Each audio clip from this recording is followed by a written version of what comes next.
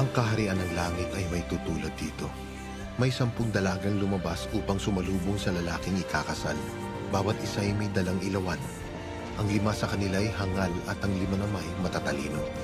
Ang mga hangal ay nagdala ng kanilang mga ilawan, ngunit hindi nagbaon ng langis. Ang matatalino naman ay nagbaon ng langis, bukod pa sa nasa kanilang mga ilawan. Naantala ang pagdating ng lalaking ikakasal kaya't inantok at nakatulog sila sa paghihintay. Ngunit tanghating gabi na ay may sumigaw. Narito na ang lalaking ikakasal. Lumabas na kayo upang salubungin siya. Agad bumangon ng 10 dalaga at inayos ang kanilang ilawan.